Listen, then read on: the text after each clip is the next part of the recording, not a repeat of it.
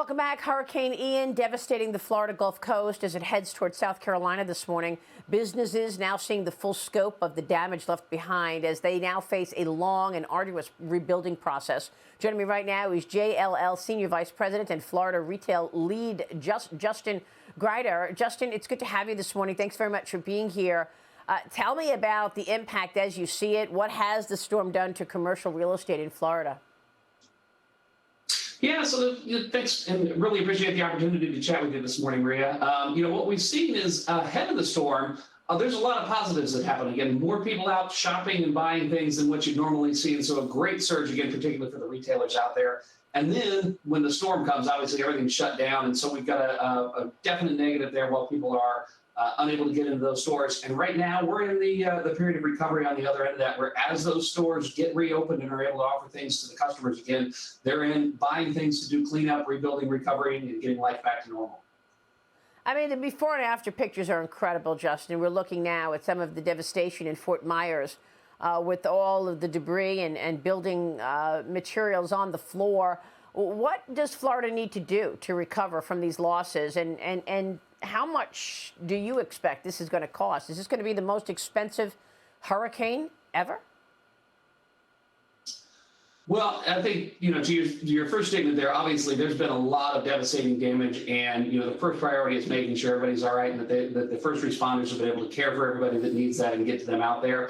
As we start looking at that recovery, I think to your point, there's going to be a lot of money spent recovering and rebuilding from this hurricane, particularly as it worked through the entire state and had different impacts in different markets. Not everywhere looks just like Fort Myers, but there's certainly been damage and destruction that's going to fuel the economy here in the coming months. Mm-hmm. Okay, I want to get your take on where things go now. How are the insurance companies covering this damage assessment? Are you expecting insurance to be there or reinsurance? Well, I think that, the insurance is something that's important for people to take care of ahead of the storms. And fortunately, in Florida, we've got great programs, both through private insurance and through the help that the state has done with that over the years to make sure people are taken care of and can get the insurance they need wherever they're at. And again, it's going to be a busy time for them as they're out, which will then eventually fuel into our construction contractors, building supplies, all of the home retailers, and as well as those who will be repairing and replacing in some of the businesses that need to be worked on as well. What is this going to mean for commercial real estate, do you think?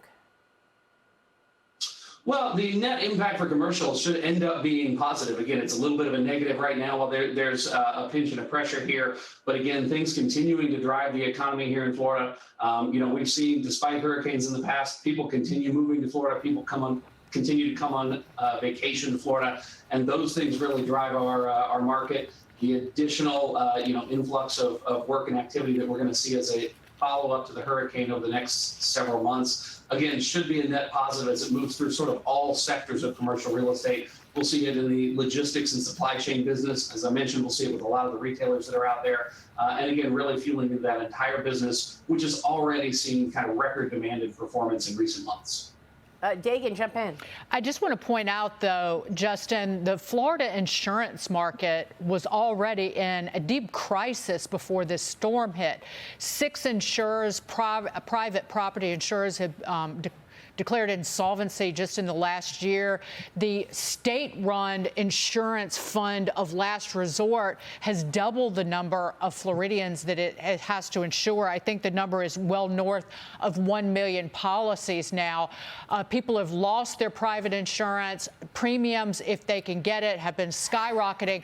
And this is a flood event. So you're potentially looking at a lot of individuals who were uninsured or underinsured.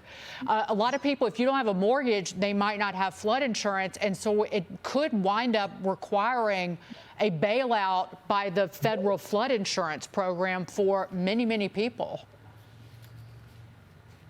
Yeah, I think we'll have to see how that plays out. As I mentioned, really the insurance and making sure you get that taken care of ahead of the storm has been really important. Where we've seen after, recent storms and expect to see here, though, is those insurance companies have really stepped up and taken care of people. So, again, as that happens and people get their lives back to normal, we see a lot of money flowing from those insurance companies into the state of Florida. A lot of repair work going on, both in the private and the commercial side of things. Justin, it's great to have you this morning. Thanks very much.